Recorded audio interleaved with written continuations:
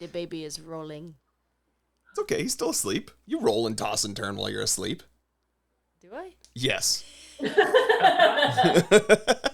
Do I? I assume you two do as well. Doesn't everyone? Yeah. Well, Madison does. The way they just looked at each other like... Do you not wake up the next morning and describe the way that the other person slept to one another? well, the thing is that Nick has to, like, when he wants to turn in the night, he has to literally get up and then turn his body. like, But you do. like, oh, here goes the leg. like, Fair enough. So that was one of those moments where I unintentionally put my foot in my mouth. I do that from time to time. But I was a tosser turner. presumably you still, like, you know, flail or you know, you did no restlessness. There's none of that. Okay. My arm will move. I am so glad that you guys are not easily offended and have a good sense of humor. You should just press the button. In love with movies, in love, in love, Dani and Nic. in love with movies. Da-da-da. Just press the button, she says. Welcome, movie lovers. To In Love with Movies. I'm Dani. And I'm Nick. And And what do we this do is our here, Dani? podcast. What's the podcast about? Where You've we- done this a couple of times. We talk about love and what else, Nick? Movies! Wow. press the other button. That wasn't the... Okay. That's not the one you were looking for? Is that the button you were thinking? No. Applause? No? Anyways. Is that the button you were looking for? Yes. Okay. It's not just Nick and I today. Thank goodness, because we're fighting today. Apparently. Yeah. Yeah, we're a little bit at odds. A little bit at odds. We also, unfortunately, these days share one brain because everything's been sucked out of us. So, luckily, we have... Is this your fourth time? Madison's fourth time? I think it's both of our fourth time. I was going to say, I don't know that Madison's appeared without Nick. Oh, it was just virtual. Mm-hmm. They Yeah. weren't in the same room. Anyways, Fourth time. for the fourth time in our sixth season of our podcast, it's still going. Wild. We're making tons of money off of it. Everything's going great. We have the Youngloves. Press the button.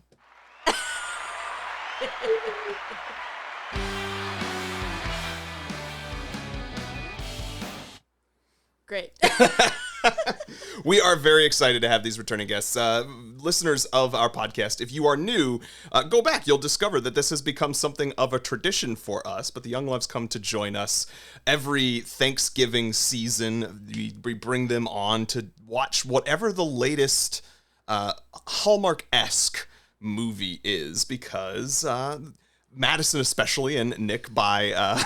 association has an affinity for Hallmark movies, and so we keep adding to that catalog with new ones. What are some of the ones we've used in the past, Danielle? We did Falling for Christmas, the Lindsay Lohan one, which we just rewatched like 2 days ago, and I was crying and I had goosebumps. I was like, Dan, this is a good movie. Aww. I can't remember any of the other ones. Love Hard, which was actually good. Oh, yeah, that was one a is good. one. Yeah. That is actually legitimately good, yes. Yeah. And there must have been one more, huh? Yeah. Was it I think it was a more preposterous one. was it not a Christmas movie, maybe even? Did we start off with something and then discover that you were into Christmas Definitely movies? Christmas. Okay. I don't know. I okay. guess we'll have to go back and We'll look. have to look. It's clearly Listeners, forgettable. check the show notes and you'll find, because I will have posted them. Madison's thinking. She might have it. She might have it. I don't know. This is excellent podcasting right here. That everyone is just Unanswered so questions. happy to listen to the dead space. But either way, we're excited to have them back. And the movie that we will be discussing after a little bit of catching up with their relationship, what is the movie that we will be discussing? The Merry Gentleman. And I'm not gonna lie, Madison didn't really pick this. I picked this. I sent this to Nick her. was like, did Dani pick this one? This was a Dani. What? We could talk about that in the second half. Did you guys watch Hot Frosty? Not yet. This was one of those moments where we share brain. I was literally coming to the mic to ask the exact same question. Well, watch Yeah, it and then I we'll think discuss. We're gonna watch it this week because since we have off for Thanksgiving, we're gonna do a movie review of it, probably on the TikTok. Love it. Nice. And that TikTok handle would be, just so listeners might, find it. I think my handle is Pretty and Think. That's funny. And for listeners who haven't heard Madison and Nic, Madison does improv with me, so she's very funny. And Nic and I went to high school together. Wow, so many connections. Yep. Worlds collide. We were both saxy people back in the day. Mhm. Madison, have you been doing your movie reviews already this year? No, not yet. I haven't really had time in the evenings, but yeah, I'm gonna make time for it because there's some really good ones. Hot Frosty being one of them, and then there's so much on Netflix now. Like, Okay, and I didn't look this up, but I'm assuming this year something happened with Netflix and Hallmark because all the Hallmark movies are now on Netflix. yeah, there's so many. I have been watching some in the background while I do some other stuff at home. I haven't been paying attention to do reviews of them, but yeah, I have started watching. We watched the first half of the Polar Express the other day. That's a good one. Classic. Nick had never seen it.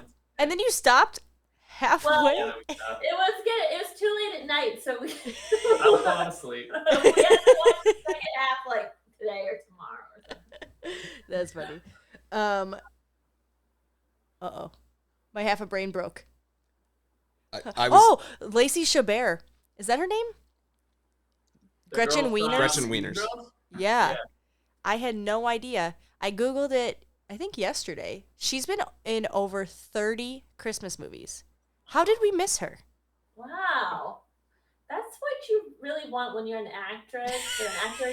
You really want to have like a type, and then people are like, well, we got to cast this person. That's like steady work. She actually doesn't act. I don't think she just memorizes lines and then says them out loud, but they work in every movie that she's in. What if she has like a teleprompter the whole time? She doesn't even memorize the lines. You're giving her just too much shows credit. But before we get too deep into Christmas movies, because that'll be our second half, we have a short first half. Nick announced this season that things are just a little different and a little wacky for our pod this Yeah, year. we're gonna, different release schedule, not as consistent, and Because we're a little busy. yeah, and That's tired constantly. Yeah. But it's still coming. There's still episodes being released. Yeah. And in the spirit of things being allowed to be different, and the fact that we've had you all on, and it's just so hard at this point, not only do we feel like we know you so well, but our listeners just know you so well, and there's no more stories to be shared. Already we were making puns about saxy people, which I'm sure has occurred in one of the previous 3 episodes. So instead of rehashing the same content, Danielle... Oh, well, first I was going to ask, did you have any updates that you wanted to share? When we last met, last November, you were newlyweds, yeah? Mhm. It was your first holiday season as a married couple. Now you've been through a whole year of marriage. Anything you learned or anything new that you want to share? I didn't prepare them with this question, by the way. I'm just throwing it out there. Think of your whole last year of marriage and reflect now. We did get to go on our honeymoon last year since we last talked. We went to San Diego. That was in January, so it's been almost a year. But that was a lot of fun. We really enjoyed that. And we finished most of our house. Like, all the accessibility renovations are done. Basically, we're just slowly putting pictures on the walls. And Nick's cat loves me now, which is new-ish. That is pretty big. That's a big deal. Yeah. She was very mean. I remember us talking about that. Yeah. And now, like, every time I get home from work, She comes up. She lets me scratch her belly for a really long time. I'll pick her up and carry her around the house. Sometimes Nick will call me and she'll hear my voice like on the phone, and then she'll react to it like, Oh, yeah. I love that you That's still nice. called her Nick's cat, though. Well, I feel like I had to clarify that. I mean, she's our cat now, but she didn't like. It's not like she hated me when she came out of her mother's womb. Yeah. You were just new to her.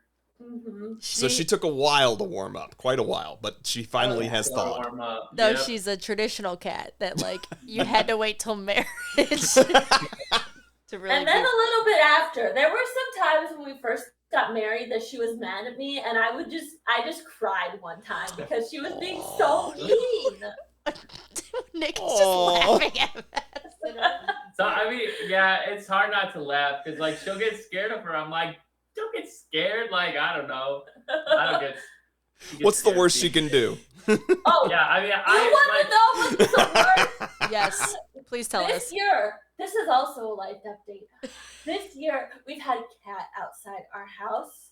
oh man, yeah. And we'll have to send you the audio of it because Penny freaks out whenever this cat's out there. And she's like, sounds like a full on mountain lion, like, like crazy. We'll have to send you the audio if you want Yeah, to you play. can splice that in. It's- Yeah, insert cat sounds here. Edit right here. we get like, after 1 a.m, so we get woken out of a dead sleep, which sounds like a puma in the house. So it's wild. Does the cat only visit in the wee hours of the morning? I think so. You have Wow. not met this cat, you just hear the cat? We've seen it in we have like a camera.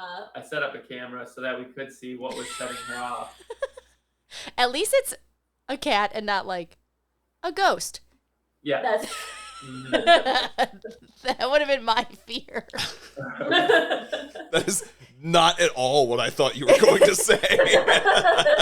What do you think I was going to say? I don't know, a burglar or like Yeah. No, something even scarier. something A ghost. real in the house. I don't know. I've been to Nick and Madison's house, though. There's no ghost vibes. I can confirm your house isn't haunted. Mhm. Mhm. You're welcome. Yeah. So, any other major updates or lessons learned? I mean, clearly you all both seem to still be happy. Going great. Not getting divorced yet. Nope. We just enjoy each other more every day, I think. Good. Yeah, we've had like fun travels even throughout the year, so it's been Mhm. fun just being together 24/7 is super great. Aww. And we're going to my family. We're all going to Disney for Christmas. Wow. Whoa. Disney World or Disneyland? World. When are you doing that? We leave Christmas Eve Holy and crap. back the 29th. Oh my gosh. So like, you are legit. literally like Christmas like Mhm. morning, you're waking up in Disney World. That's Mhm. awesome. That's very exciting.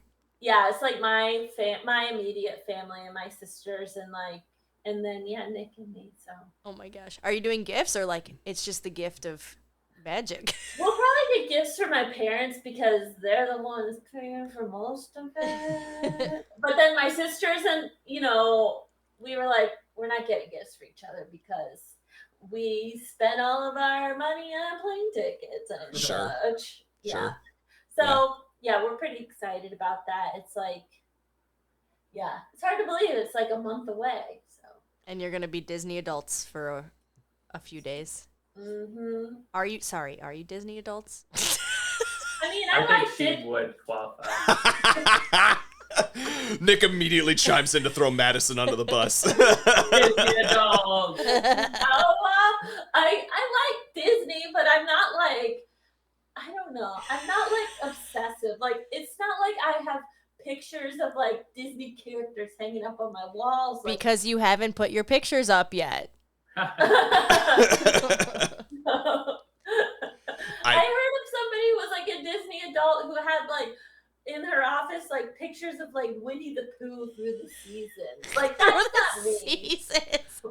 What's wrong with Winnie the Pooh? Stop. Christopher Robin. Danielle hates it when I do voices. But our son seems to love it, so I'm okay with it. It That's- was weirder when he was like doing that like to my belly. You know? Ah, How you do? Wait, do your Winnie the Pooh? How you doing in there? How you doing? Oh, Hayden. I love honey. Oh, Christopher Robin. Meanwhile, Dum-de-dum-dum. Hayden has no frame of reference for who Winnie the Pooh is. Nick just goes into that. Hayden voice. just starts hearing this voice. Creepy. All right, well, should we get to your questions that you had, Danielle? So I did say this part was gonna be shorter but we just like shooting this stuff with you. It's okay. Okay, so we like to ask deep questions, and I found these questions on the gram maybe a month or two ago, and I asked Nick these questions on a date night that we had recently, and I think it really brought us together. So I'm just gonna pick. There's 11 of them, but I'm gonna pick like 2 of them, and we're gonna make you guys answer them. Longtime listeners will remember that we used to have a Closer Through Science segment where we went through 36 different questions, and you all probably were on at some point enough to have gotten one of those. This is kind of in that same vein, but it is a updated version through Instagram influencers rather than scientists. Yeah. So I don't take credit. This is from Mostly Dating, is the name of the Instagram account. So the first question is, if you could relive one day in your relationship, what would you choose? Again, I didn't prepare them at all with these questions. Madison's face explains that all if you are And you- watching anywhere. Both have to answer this question. This is a stupid reason. I love it. I want to relive our proposal because everything was perfect about it, but my nails were not done. I was not wearing the outfit I wanted to wear. So your reasoning for wanting to relive the day is it was such a beautiful moment, but you didn't feel properly prepared for it. So you would come in Yeah, prepared which is with the knowledge. It's a catch-22 because I wouldn't have wanted to know it was coming. So Nick couldn't have been like, make sure your nails are done. He doesn't talk like that. Got like a little fan. Make sure your nails are done. Make sure you wear a cute dress. Make sure this, whatever. He did a good job of making it a surprise. He had all my family come in. They were all watching from afar in the New Lenox Commons, and I didn't know that they were there.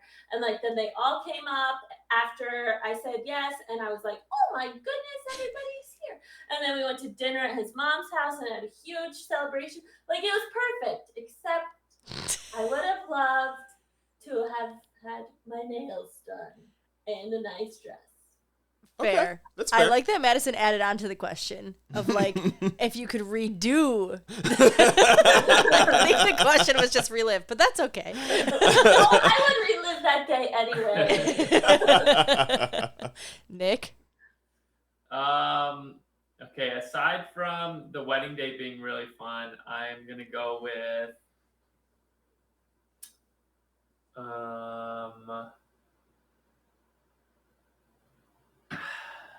I feel like I want to just first date again.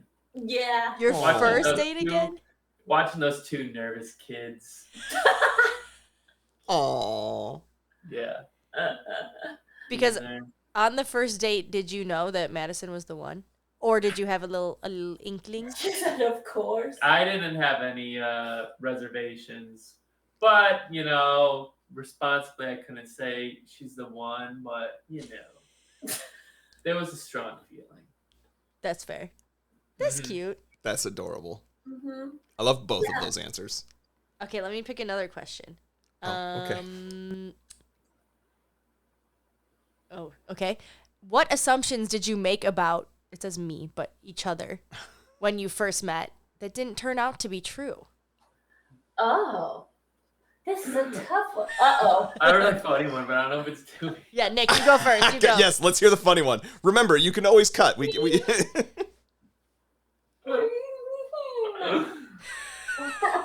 I just assumed that there were going to be less broken glasses. What? It's always knocking glasses off. Listeners who are not viewing this, by the way, Madison is attempting to shrink in her chair and become invisible. It's happened like 3 times, but I mean, 3 glasses. You just assume that she had motor skills, Yeah. is what you're saying? Yeah. Facial awareness. You knew I was clumsy. That's funny. On our first date, we went for sushi. He dropped his sushi in his soy sauce. Then I promptly dropped my sushi in my soy sauce. And I said, I'm clumsy. This is what happens. You know? That's hilarious. She told you day number 1, man. I don't know if you have a leg to stand on here. I never hid anything. Madison, what about you? Gosh, I don't know. I don't know what assumptions I would have made. It's hard. This But is I a hard feel question. Like there was a lot of assumptions that I didn't know a lot about about Nick being paralyzed. Sure. I didn't know anything about that really. So I think there's a lot of assumptions I made of not knowing what he could do and couldn't do. There's too many to count because it was it was a learning experience as we kind of went along. So when I didn't know him very well, I was like, is he independent at all? That kind of thing before we met. And then once we did meet, then I was like, yeah, I knew what his entry level was, and he was able to drive he drives, Yeah. Those are the types of assumptions that it would be easy. It was easy for me to spiral about, but yeah, it was just a slow discovery about all the things that make him him. I got a funny one you probably throw in there too. I know, Nick's like, this is too serious. He's like, we gotta lighten the mood. You probably assumed that I didn't spend longer than you on skincare routine. Oh yeah. Oh, is this true? And can you please explain your skincare routine to us, Nick? Want me to go get Well, it? it's not that long. It's just Madison. She just has naturally flawless skin. I gotta work at this. Good save. Yeah. Good save. He's actually saying she doesn't wash her face. No, Nick. He has a whole routine. Yeah. Do you have a ring light and one of those get ready with me headbands, and then you could make that on your TikTok? I mean, luckily, I got the hair ready to go. I didn't have to look back, and I don't have a ring light thing. But you do have that solar wave thing. Yeah. What is that? It's like a red light thingy. One of the face mask things that goes over. I don't have the full mask. It's like a wand, so I know it's much slower. That that gets the whole face done right away. I gotta just. You wand yourself? Yeah. It looks like almost like a razor, but it doesn't have teeth. It's just shaped like it. Do you touch? Sorry. Do you touch yourself, or do you help? Are you serious right now? Come on. Come on. The comedian me is coming out. But seriously, do you touch it to your face, or you just hover it over your face? Yeah. No, it it gets warm too, and then it has red LEDs in it. Wow. It's pretty cool. Maybe what is this supposed to do? Sorry, I have all these questions. Danielle's we need to hit pause on the podcast, Tell and I me need more you about to give your me wand. all of your skincare routines. Yeah, Nick will do a get ready with me on my Oh no. Holiday version. You can wear reindeer antlers or something. That's funny. Should I do one more question? I think we could. Oh, sure. You can cut this one if it's too long. Okay, this is a fun one. So if your partner were to be famous, what would it be for? A world-class pun artist. I would guess. Funny, but I mean, if we're going really niche, you could be the best There you go. person in the world. I agree. Madison is very good at puns. She's very creative when it comes to Christmas cards. Mm-hmm. Oh, you guys wait. I can't wait. Nick would be a famous inventor. Oh. Okay. He got a 3D printer for his birthday and has been printing stuff like crazy. See this water bottle? For the listeners, I'm showing water. I printed a water bottle. And it has a handle, but it's really just the water bottle. He printed this whole like handle that the water bottle can go into, but also on the back of his wheelchair, there's a cup holder that this part slides into. Very So cool. it's like a whole bunch of, makes a lot of like adapted stuff, but also organizational. That's tools. awesome. You guys should, Nick has a 3D printer because you've seen his 3D printed armor, right? Oh, That's I did right, that, yeah. Yeah. I have not printed anything in a very long time. And That's going to happen, Madison. Nick's going to print a lot for like 6 months maybe and then never again. I know. He's printing like every day for the last 3-4 months. Pretty fun. he's probably smarter and got one that's maybe a smaller build plate, which is I got a big build plate for a reason, and then is like less finicky and therefore won't break constantly. That's it. No. You guys can compare your plates later. And the function of them, because I'm saying I think his must work better. And with that, All right. Well, I made my wife laugh. That's my one laugh for the month of November. I'm pretty sure it's the first time in the month of November. I got it just under the wire. yeah, Nick only makes me laugh once a month. It's not a joke. Well, anyway, we should go ahead and this has been a fun conversation. I'm glad we tried something new, but we should go ahead and move on to the movie portion of the podcast. Yeah, and also we can share in our socials that post. Yeah, that's a that I great brought. idea. And you guys can ask each other, why is my Chicago accent coming out so I bad? have no You idea. guys can ask each other the other 8 questions. For listeners who are once again not watching, and you really should apparently for this episode. There's lots of good comedy happening. My wife was just counting on her fingers to be able to figure out how many. Math is hard when you don't have a lot of sleep in your life.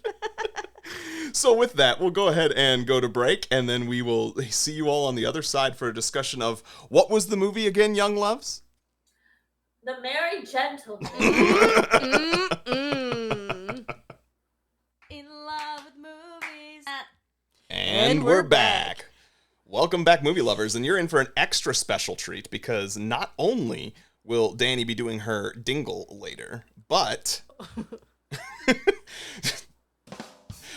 she also is going to be, for the first time ever, it is her debut doing our opening credits for this particular movie. And I'd like to say I'm reading Nick's handwriting, so please forgive what I'm about to say. Okay, The Merry Gentleman came out in 2024, specifically November 20th, because we had to wait till after November 20th to record this podcast. Yeah. Though We're cutting it real close to be able to make that Thanksgiving Day release. Yes, but I was ready for this movie to come out the second I heard about it.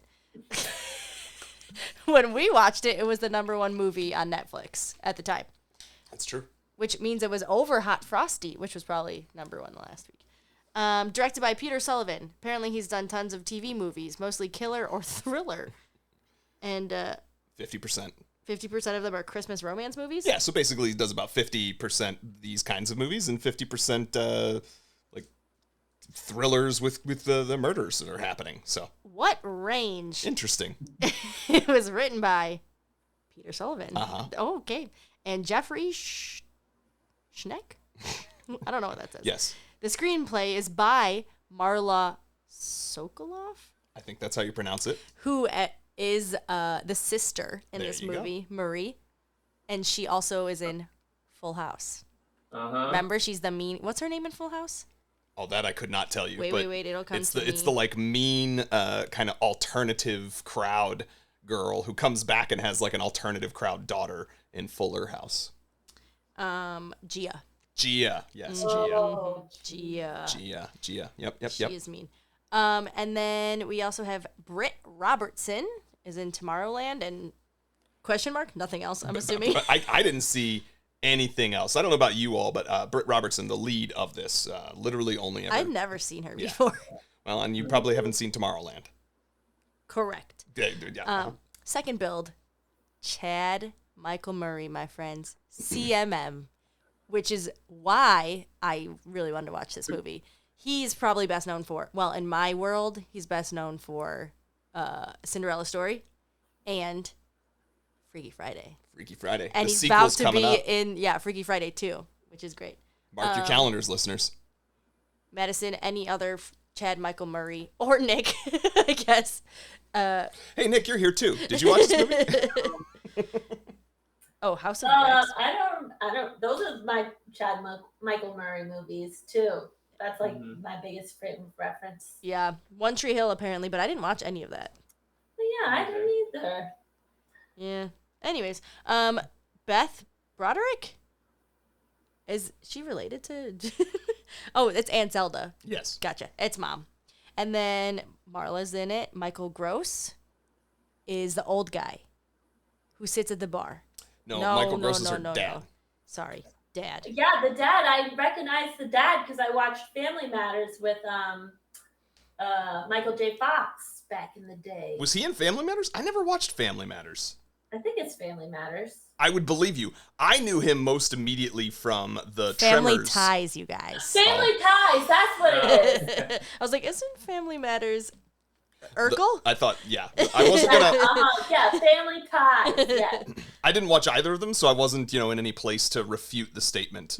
But for fans of B horror flicks, there was a movie in the 90s called Tremors that spun off like 6 sequels or something like that, and prequels and things of that nature. And the actor, Michael Gross, is like the one person who appeared in all of those sequels. Kevin Bacon's in the original, but then never, I think, appears again. But Michael Gross, every single one of them, even the one that suddenly went back to the Wild Wild West and the 1800s, and yep, he was in it playing some character that I don't know, ancestor to his future character or something. Going back to Beth Broderick and sorry. Zelda. I'm sorry.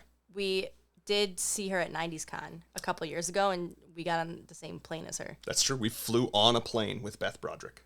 Whoa. But she had TSA pre-check, and we did not. That is accurate. Some other people real quick. Maxwell Caulfield. That's the old guy who sits and does crosswords. And then ends up becoming a sexy dancer. And it's like, oh my gosh, we're all surprised that guy who's been there the whole time turns out to be someone sexy dancing. Best known for Grease 2. Nick asked me that if I had watched Grease 2, and I said, I watched it one time, and I said, that's not my Grease. And I never watched it again. I know him from having been in the movie Empire Records. And he plays this Rex Manning, I think was the character's name. He plays this guy who comes to the record store and it's a big deal.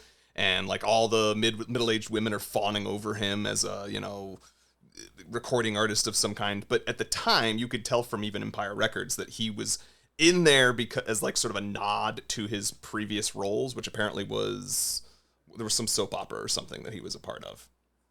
Anyway, he was, some middle-aged women's idea of sexy at the time of Empire Records, a film that came out in 1995, and they kind of played that up in that movie. And then in this one, I felt like he was playing a very similar role for a, 30-year later crowd of, he's it's that sexy guy that I used to watch in the 80s, and now he's here, and he's going to take his shirt off and dance for me. Yeah, I had no frame of reference for that man. Then the other three men are Mark Anthony Samuel, who plays Roger, or Raj, the husband. Colt Prats, who plays the eyebrow guy. The man with 73 abs. My God. And then Hector David Jr. plays Ricky, who's the Uber driver turned dancer.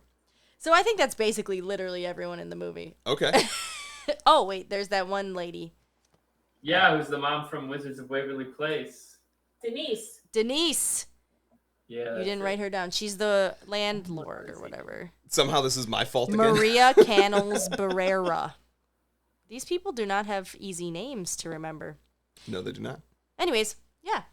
Wizard of Waverly Place, though. I was not a show that I watched back in the day, but I do recall that being a thing. And that's probably why she looked familiar, was just seeing her on trailers from the movies. So And they're rebooting that as well.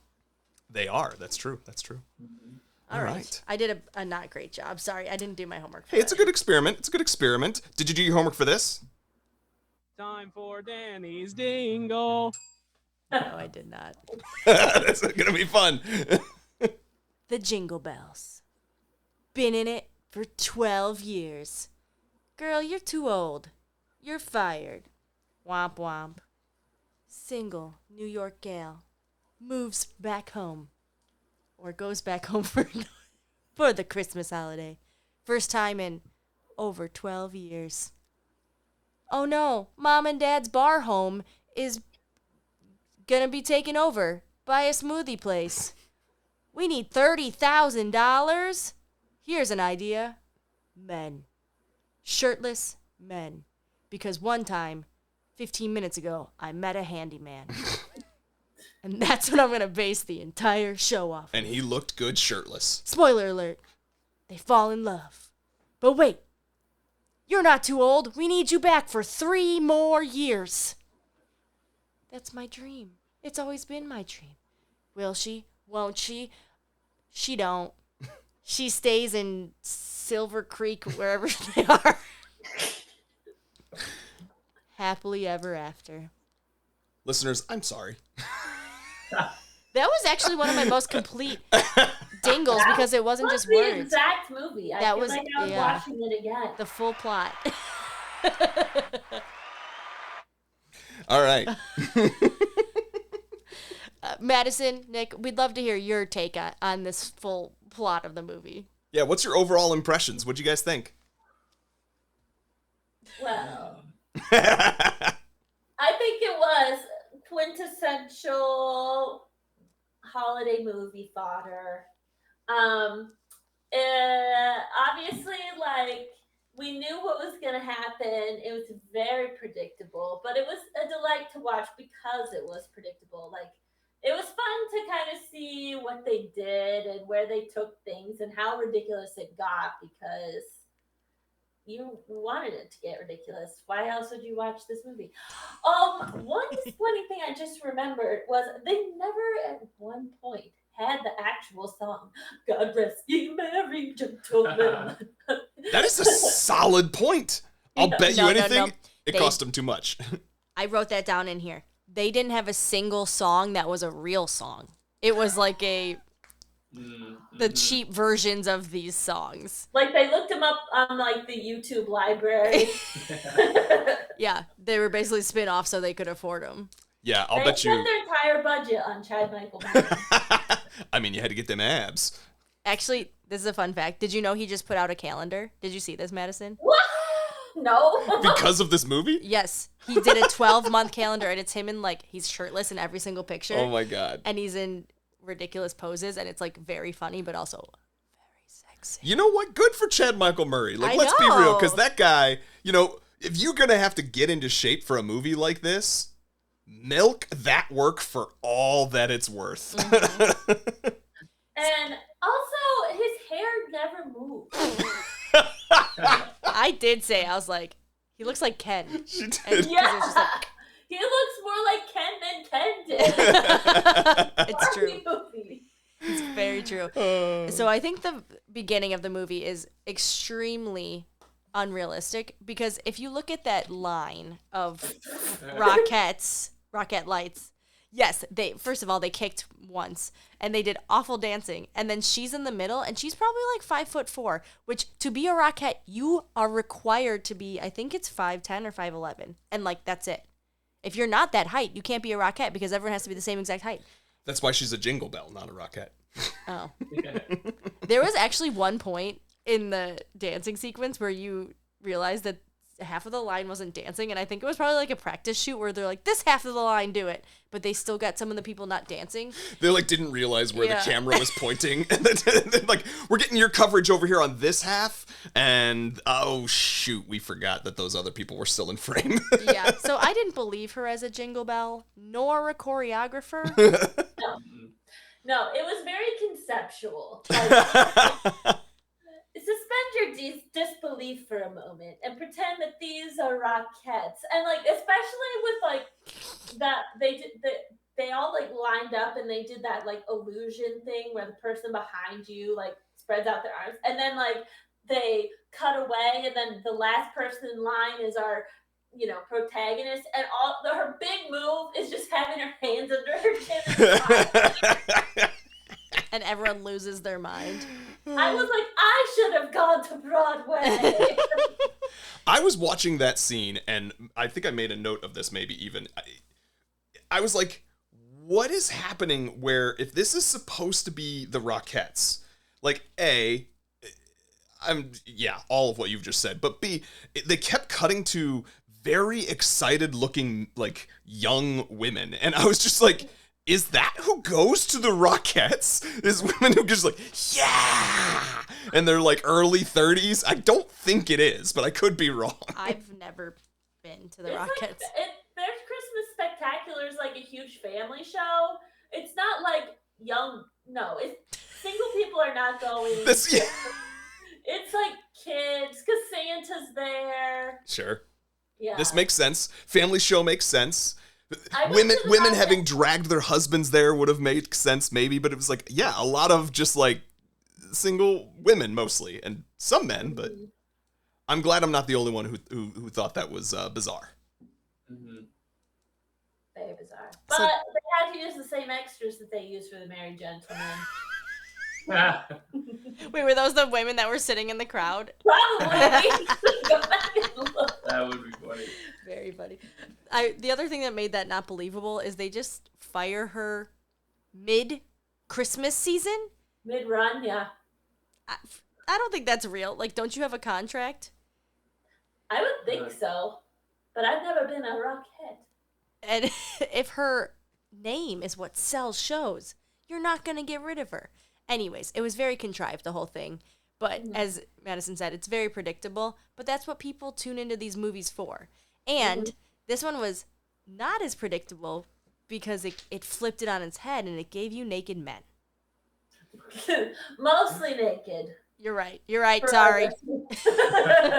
Yeah, we didn't have full Monty or anything like that. No, they had their pants on the whole time, which I was saddened by, but it's fine.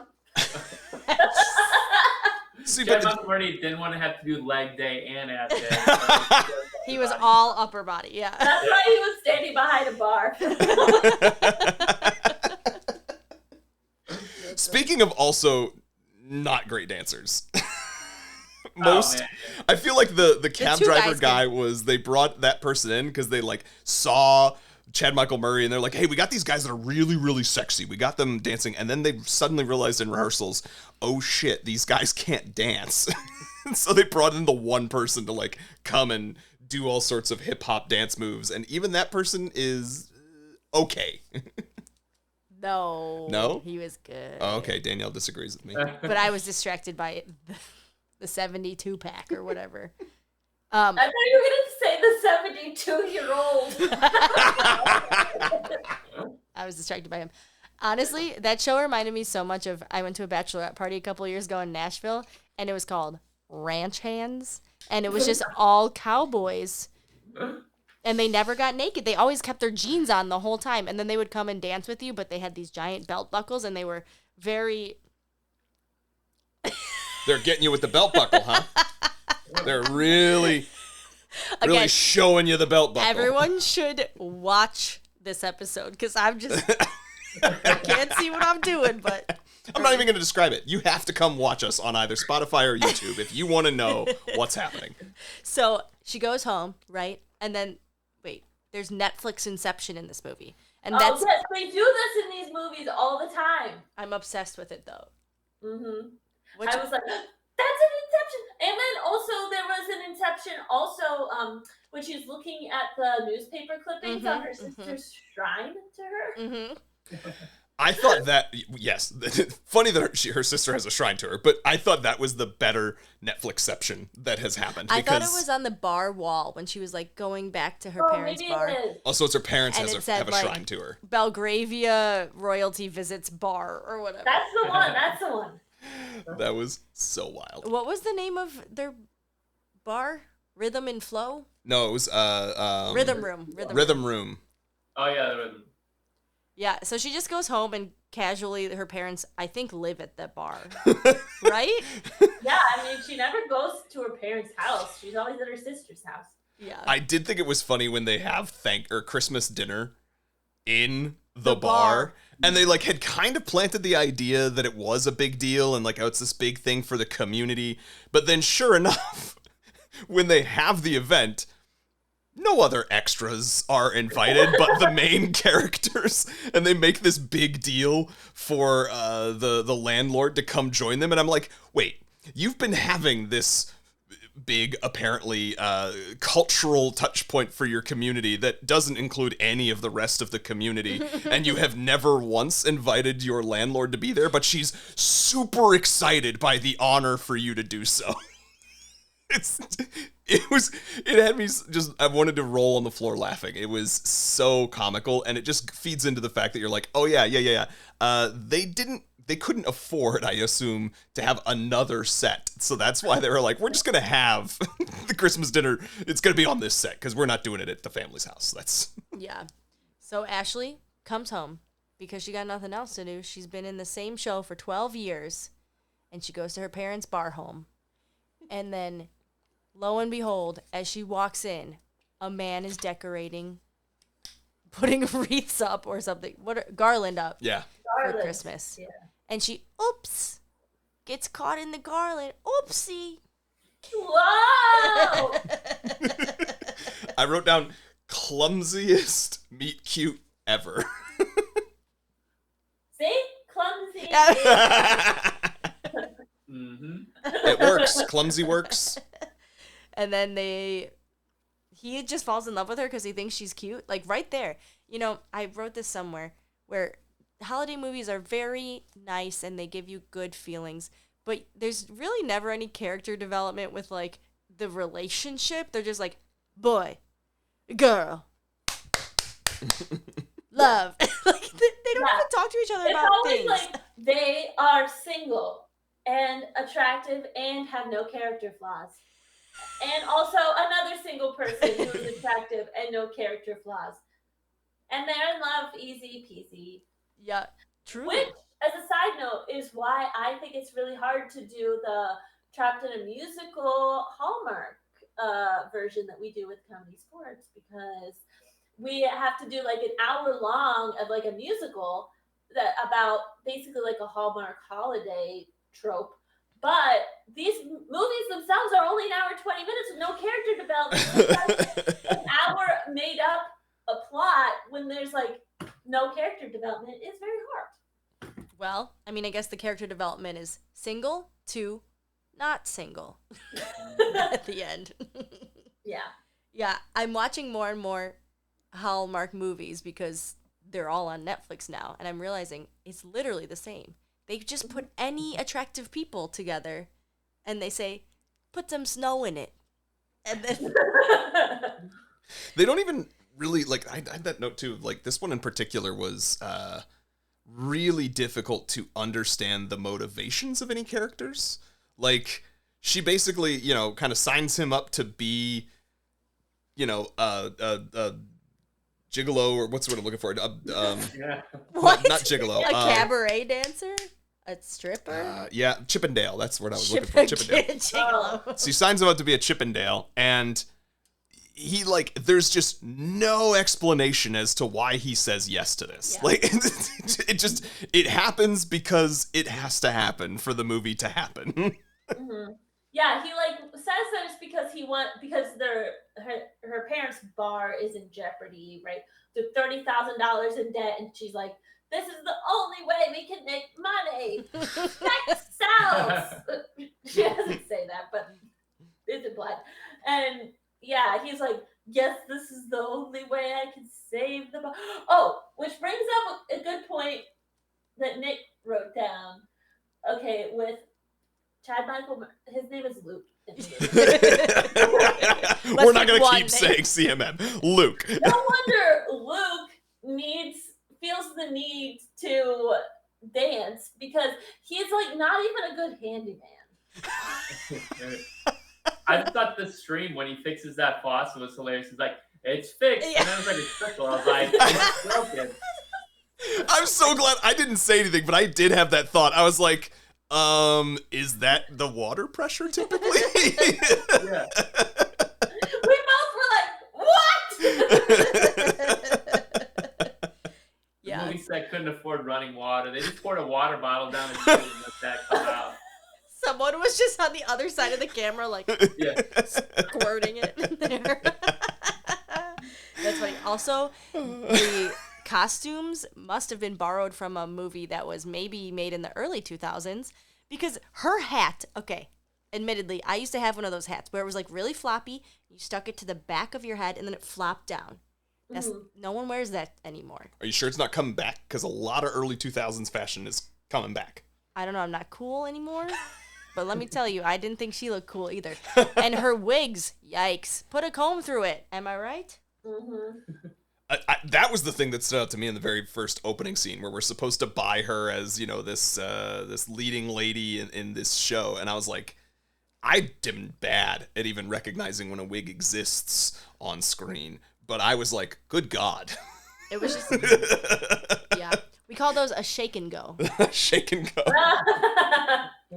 Her wig is ... bad. And then, okay, so she's got her loving sister. They've always been BFFs. Her sister owns a diner and has a great husband, Raj, and a cool dog. That was a great dog. That was such a cute dog. I think it was a Pomsky, if I am correct. Yeah, that looked- But the first time she sees Luke or whatever, and she's like, oh, Luke can drive you home. She's not a good enough sister to tell her to wipe her face. Yeah, what was up with that? She had chocolate And also, everywhere. why was she eating a cookie like this? Like, what, like, just put it on She did eat it like something else. Yeah. Like the messiest possible way, for It sure. was such a large cookie. It's obviously a fork and knife situation. It's true. So then she comes home. Ashley is her name, right? That's her name? The character. She comes home. She just got fired from 12 years of living out her dream. And everyone said, are you going to date this boy? No one asks, how are you doing emotionally? How about the trauma of having your dreams torn out from underneath for you? Instead, they say, you know, there's this single hot man that's been working at our bar. And that's what the whole movie is based on. It never occurred to me, but yeah, there is that implication there of like, you know, having a man, that fixes everything. Truly. Yeah, we'll talk about it probably a little bit later, but like, yeah, that's the one plot point that I had a really hard time getting behind, is like everybody being like, forget that dream. Like forget the way that they portrayed it in the movie. Like, of course, she's not actually in the Rockettes and she shouldn't be dancing. But then, like, when you're like, okay, she said she was on Broadway. She was the main role in this giant Christmas spectacular. And she should be like completely devastated and inconsolable. And everybody's like, so when are you going to move on, huh? Like, isn't this small town better because you have no employment and we're in massive debt? I was thinking that too, that everyone's like, just move back home. And I'm like, what is waiting for her here? Truly. Like, they highlight the fact that they don't have a cab. They highlight the fact that the parents can't get anyone to come to the bar. I also thought to myself, what small town has a bar like this at all? Like a performing arts bar. Yeah. Although I say that, and then there is a place called Howard's in Bowling Green, Ohio, that is supported mostly by college students who also live there, but it is effectively kind of the hole in the wall, has bands that come play there. So in a way is kind of the same thing. Looks much more rundown than the place did in this movie. But I digress. What? Truly, though. Well, there's no explanation. Like, the sister's not even like, you can help mom and dad run the bar, or you can come work for me here, or there's this dance studio that you at one point predicted you thought she was going to, like, buy a dance studio and become a dance instructor, and that was going to be the thing that would keep her in town. Like, none of that. It was just like, nope, there's a guy here. That's all you need. This guy who does odd jobs for people, and then also apparently doesn't even own the barn that he was building wood things out of. I don't even know if he has a house. He's essentially homeless. We don't. Yeah. He is a carpenter because his dad was a carpenter. But then you find out later that he moved there for a city girl. And then the city girl moved back to the city. Yep. That's it. That's literally that's all he's got going for him. And he's good at engraving tables because he made a cute little forest on a table. Mm-hmm. Yeah. Which, I mean, this is going to be really, really mean. Like, I looked at that, and it was very sweet. It was pretty. But I thought to myself, the amount of intricacy on that table that they're just all, like, so enthralled by, I was like, give me a month. I could do that. Like, I'll learn how to do that. It was not ornate. It was not decorative. It was just like a cartoon on a table. And I was like, this is fine if you're like starting out, but Yes. this is what you've done your whole life. Yes. This is the pride and joy. I question it. So funny. So we get to a cute little montage after she just out of nowhere is just like, oh, we're making a sex show. And by the way, yeah, not only has she somehow, without explanation, roped the random handyman in, but Her the brother-in-law and the bartender are just also there. They did her brother-in-law dirty too. They had him just as a body. They didn't even zoom in on him once. They I kept said him that. in the shadows. I know. He wasn't like not fit. He just didn't have like a washboard. Yeah. So they were like, let's keep this man in the shadows. And then make him break his ankle or whatever. Yeah. Oh, tell them what. I don't know if you want to say it. Tell them what you thought that the show was going to be named. What? Oh, no. I don't think that's what it was. I just read it wrong. Just say it. Just say it. When the thing came up, like the Jingle Bells, like performing or whatever, like I thought it said Jingle Balls. That would have been Jingle Balls, and she thought it was hilarious. Yeah, That would have been That would've been actually good. smarter. That would have been good. She was a jingle bell. She made the jingle balls. yeah. Dang.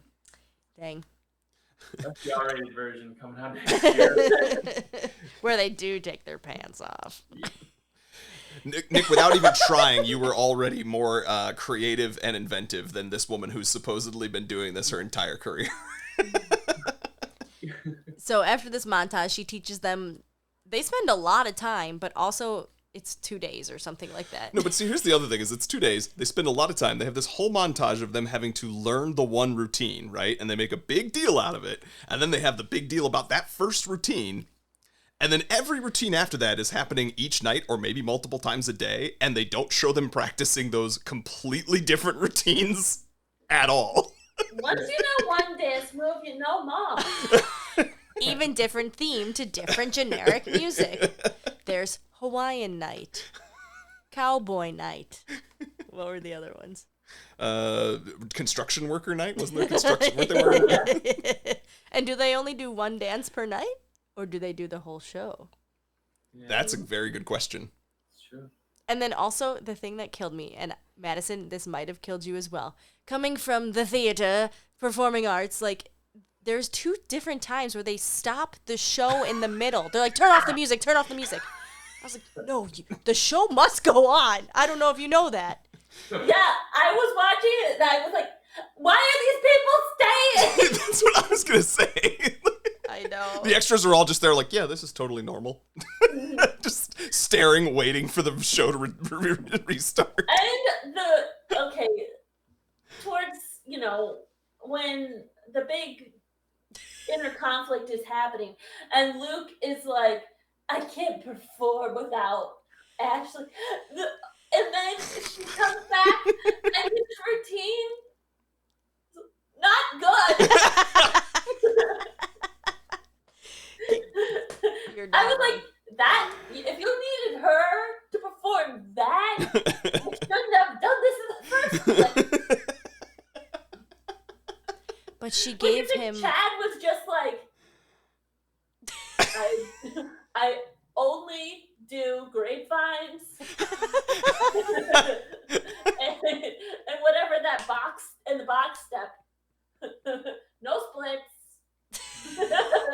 To be fair, he did kind of end in a pose that was like this, and her big thing is posing like this. Oh, So, that's true. yeah. Listeners, again, you'll have to watch this to see it. So after they learn the dance and all the men are hyped and all that stuff, there's a random slow dance where she's like, "I'll teach you how to dance." Wait, what? I was so confused where that came from. But I did write slow dance, ... Why? But hot. Because they did have very good chemistry. I will say that is the one thing that you and I, were both commenting on, that these two actors had, I felt, a genuine chemistry with each other that made a lot of sense, that made it somewhat believable. Yeah. Weird. But yeah, like her lesson in terms of how to slow dance was, this is a single hand hold. This is a double hand hold. Two hand hold, whatever. And this is a closed hold. And don't get me wrong, that's a sweet line, and they find a good way for it to come back later. Really great job, Marla, on the screenplay writing for that. But, you know, you could have had, like, I don't know, a couple more lines about, like, her actually then teaching him how to dance in said closed hold. I don't know. But she already taught him how to dance. Weird. So then that's when he falls in love. Dialogue was overall clunky, which is something we thought. There were a lot of awkward moments. Yeah, like Nick wrote down this very specific one. When she was leaving the barn, and she's just like, "See you tonight." And he was like, "Might even take my shirt off." And then she just goes, "Bye." What? What kind of back and forth is this? Bye. So funny. So he gives her a necklace to commemorate their love, but also they're not together, but they're in love, and he's only allowed to talk to her, but then they're not together, right? Is that what happens? Doesn't make any sense. I do remember, like, didn't he give her the necklace, or they go on a date, basically, before he then randomly asks her, or she asks him, like... Oh, yeah. But then he asks her, "Are you single? You married?" And he had already given her that necklace. Married. And also, the necklace bothers me because he's like, because how we met. And I'm like, you met because you tied her up in a garland. I saw no wreath. Two different things here. Now, I don't want to be a spoiler person for another Netflix movie, but Hot Frosty, there's also a necklace. That's all I'm saying. It's apparently a big Christmas movie trope. I'm curious if this is something that you think, Madison, with all of your knowledge of Hallmark Christmas movies, is a trope, because I'm realizing now as we're talking about it, since we just rewatched also our previous watch with the Youngloves, Falling for Christmas, the Lindsay Lohan triumphant return, which is, by the way, a much better film. But it is good. It also has this, like, gift giving that happens. He gives her the snow globe. When they're, like, out shopping randomly. So I'm wondering, is sort of these kinds of gift givings before the actual day of Christmas a typical recurring trope in these types of movies? I would say so. I think, I can't really think of a lot of, like, specifics at the moment, but it does happen in, like, it happens in non-Hallmark movies. Like, I'm thinking of, like in the Santa Claus, Bernard gives the Charlie snow globe ahead of time before Christmas. I think it's just like a way to kind of push storylines along sometimes, because gift giving is a love language, and it's a way that you show how you feel about somebody else, and it's so tied up with the Christmas season. I think in this specific movie, it was a way for Luke to show Ashley, like, how he felt about her without actually having to say words. And I will also say it probably comes down also a little bit to capitalism. And the reason I say that is because, like, when you're watching the Hallmark Channel, like, I don't have it right now, but if I'm home at my parents', I'm watching it, and because they have all the cable channels, and they're always like advertising, Jared, whatever, K Jewelers, all the things. And I would not even be surprised if, like, K Jewelers sponsored some of these types of, like, movies, and they had the actual necklace. That would make sense, actually. Yeah. Dang. And now in the era of streaming, don't worry, it'll be 2 clicks away that you can purchase that from your remote television. Or a QR code. Yep. Jeez. So I guess the moral of the story is it's not performing. It's not. it's not what you perform. It's who you you're perform performing for. That is indeed, I think, the moral of this story. I thought it was don't follow your dreams, just get a partner. I think you're right. I mean, it is like, I think like that's kind of a thing I could get behind, the not the partner part, although I have a great one, but like the who you're performing for. I guess I can kind of like understand it to a point, like as performers, like Dani and I, like it feels a lot better whenever you make people feel good or laugh than whenever if you're doing like a great show and you feel like crappy about it, or like people don't enjoy it or whatever, then it does feel worse than like if you're performing for, I don't know, a crowd that's receptive. But I also think it's important to like do it because you love it. So maybe the performing for is like, you know, like for yourself, or like to bring other people joy. It can feel very like very futile if you're doing something that, like, I don't know, you don't enjoy for people who aren't having a good time. Like, it's kind of obvious. Yeah. Maybe that's why she ended up not going back. Because I'm trying to think, I do agree with that sentiment that it's who you're performing for. But then when it relates to her, it's like, is she performing for herself? But then when it relates to him, is he performing for her? I don't know. It's like, is it for yourself or is it for another person? I guess I got clouded. I was confused. Well, it's because Nick's right. The clear message is that as a woman, you are supposed to give up your dreams so that you can make sure that your spouse's dreams are, you know, the ones that come true. He wanted to live in a little of nowhere. That's what he got. Yeah, we were really railing on his reaction to her getting the job. Yeah. Like, what? He could move to the city.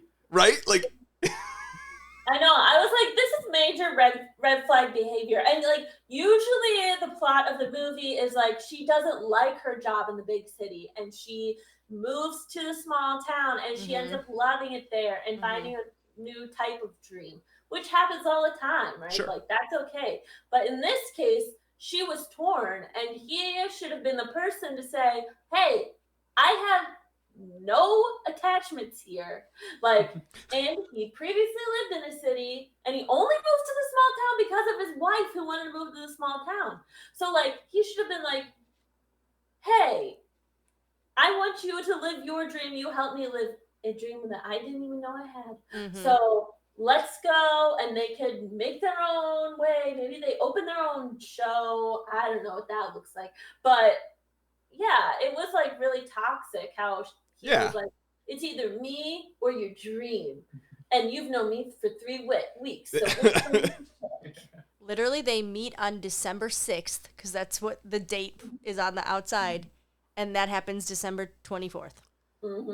and you're absolutely right. And I thought at one point when we were watching this, I thought it was going to be one of those things where she still takes the job, but like he goes with her and becomes, because there's also this like running theme throughout of like her family kind of not being mean about it, but pointing out like, hey, you never come see us. We haven't seen you in 12 years. Why don't you ever come home anymore? You know, you're so serious about your job. You're so maybe his desire to be at a small town would be enough for you to then have an anchor that pulls you back to actually go see your family more often and see him get like, you know, his small town itch scratched, because his only roots there are his dad's old truck or something? That was not meant to be a joke.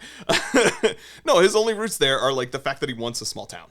And then she has roots there that are her entire family. So it's like, yeah, you have enough of a reason to go back there and be with that guy a couple of times, you know, and then he can let you have your job in the city. I think this movie, all of us expected more meaningful things to happen.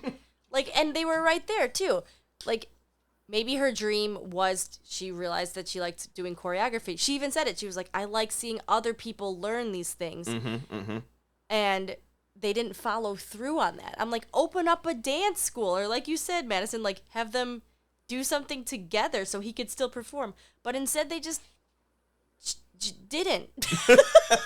Like nothing happened.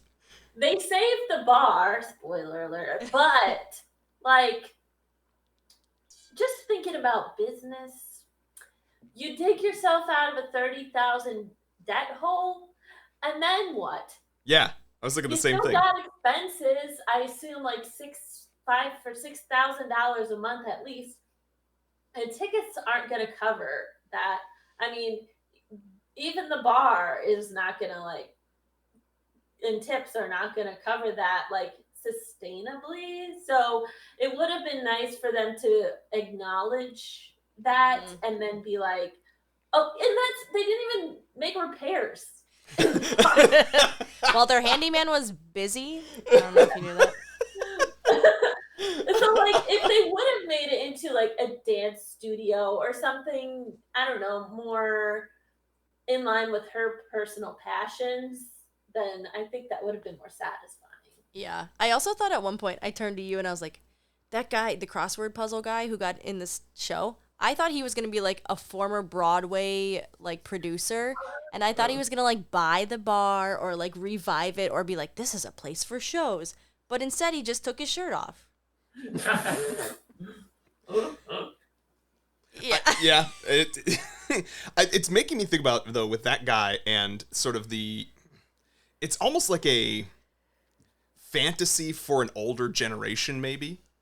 So it's the idea of like return to the good old times, you know what I mean? Back when we had local bars, back when people did care about staying in their small towns, back when Rex Manning was just as sexy as Chad Michael Murray. Rex Manning's the character's name from Empire Records. I can't pull the actor's name right now. But, like, you know, I wonder if that's some of what it is. And then this is going to sound really unkind, but maybe there's also within that baked in a fantasy of men and women have specific places in this world, and you're supposed to meet them. America.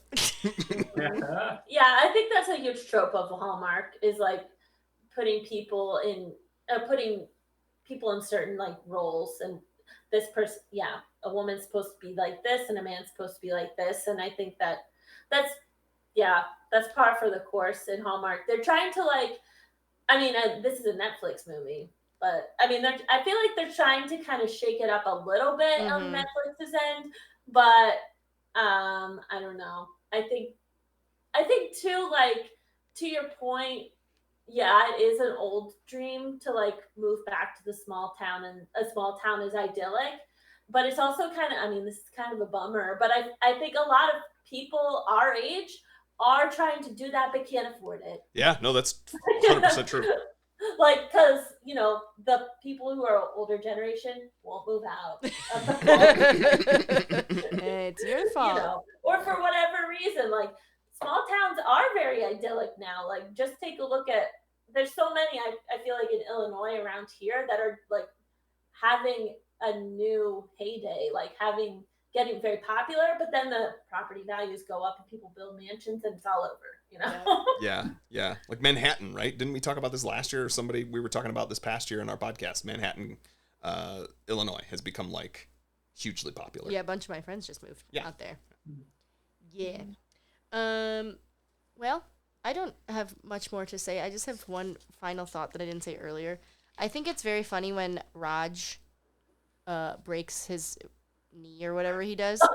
And so then he can't, I don't think that's funny, but I think when he can't be in the show, then all of a sudden they're tripping and they can't catch the canes, and they're like, the entire show is awful. They forgot how to dance because he's just not on stage with them. Because Raj was holding it together the whole time. It's like, what is happening right now?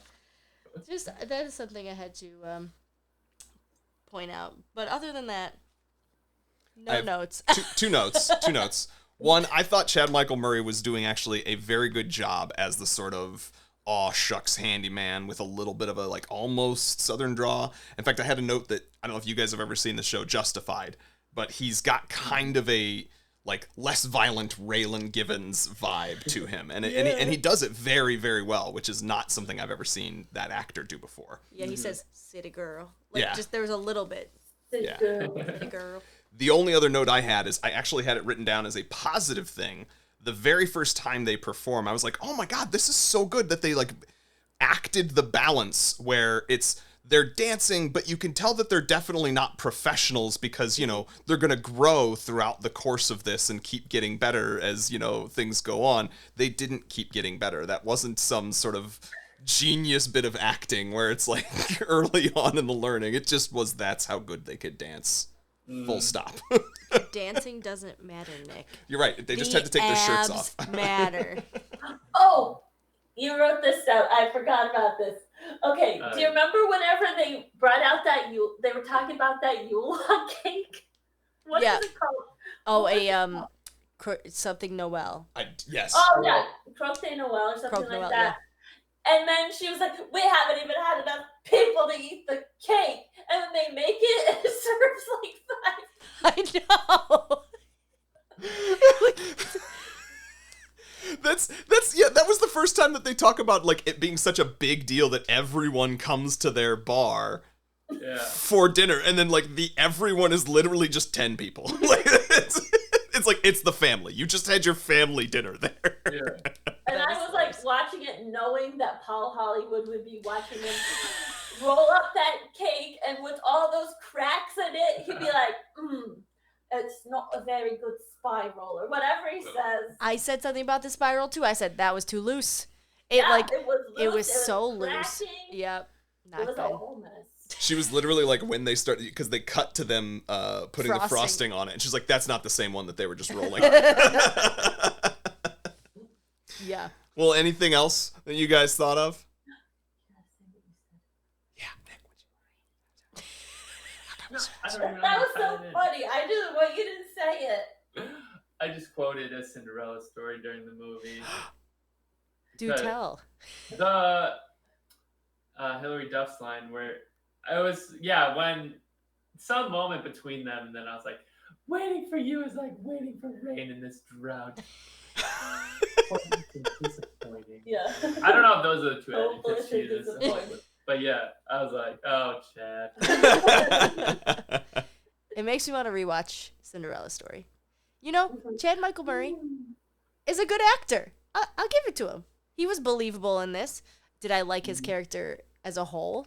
No, he seemed like you said Radisson. I was trying to say red flag and Madison at the same time. He was a walking Radisson Hotel. He was a bit of a walking red flag. But I thought he played the part super well for what he was given. Yeah, I would agree with that. I really would. The chemistry was good between the two of them, and his acting was actually pretty good for what he was given. It's just that, there wasn't a lot, but that's okay. But I think as being Chad Michael Murray, you have to take what is given to you at this moment. Because he's not yet. Like, Freaky Friday 2 is not out yet. So he hasn't fully come back yet. So in the meantime, he had to be like, be relevant. I'm surprised. You know what? He might be on Masked Singer this season.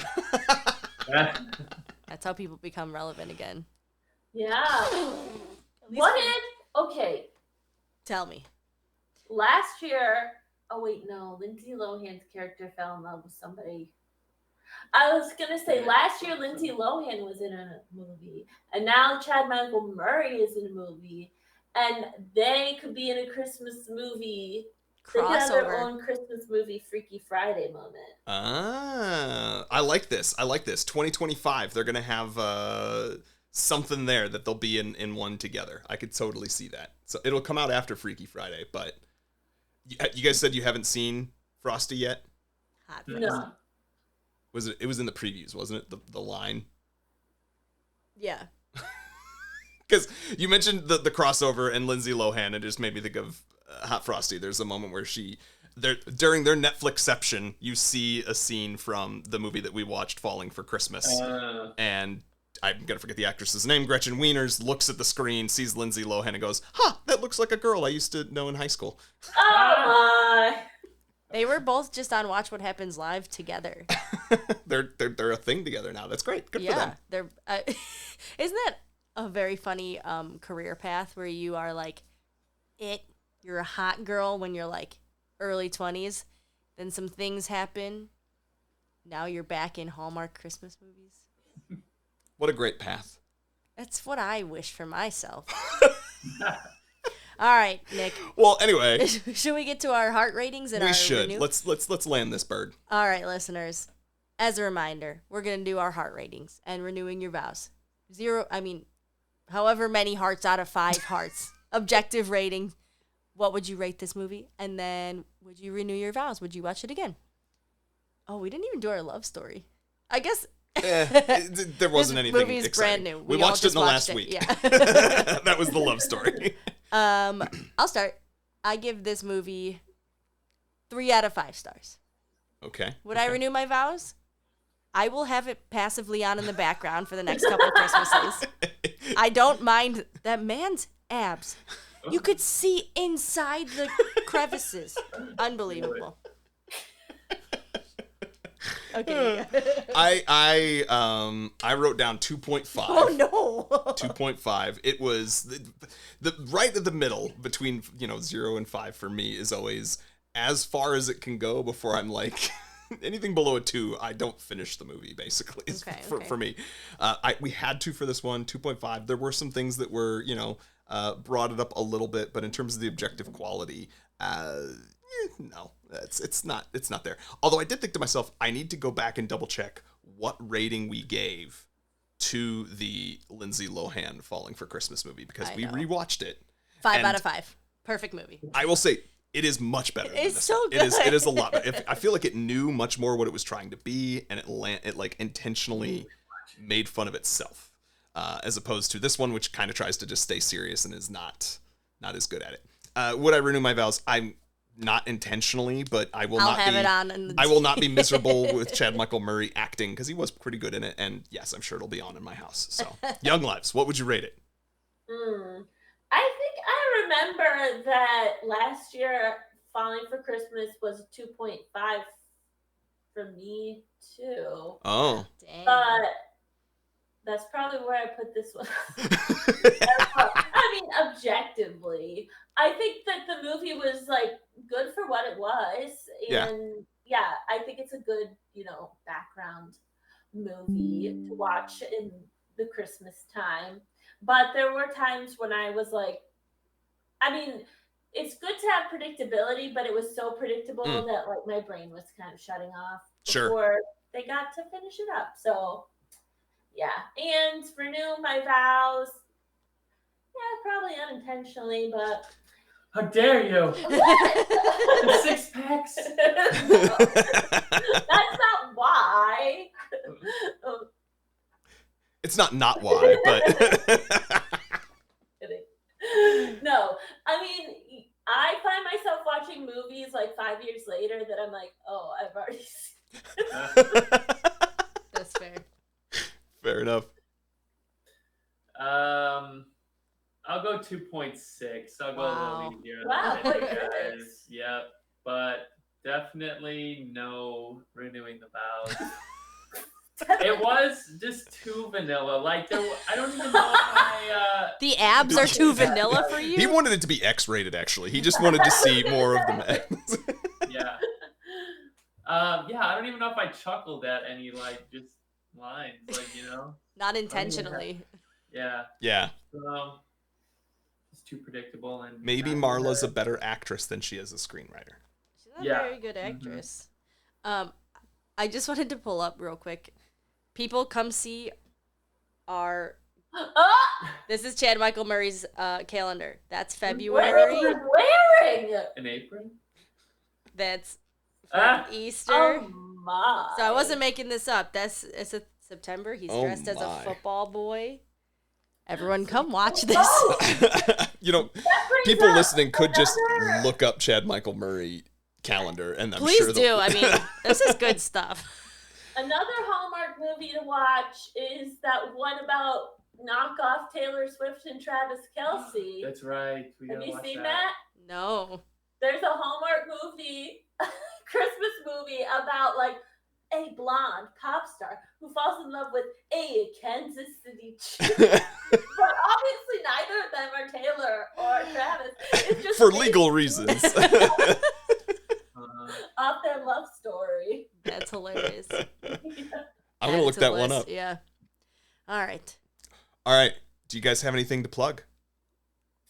I'm just in, malarkey comedy stuff. I don't know my schedule. Drop by or don't. But Timmy show. oh yeah. But those are on Fridays and Saturdays. I do sometimes do Trapped in a Musical, sometimes do comedy sports. And then also on December 15th, I'm having a sketch show in Tinley Park at the Tinley Park Performing Arts Center. Oh, cool. And Santa's going to be there. Santa? The Santa that was in the Magnificent Mile. Yeah, parade. Lights parade. That's awesome. That's really awesome. The legit Santa. He's going to be in the show.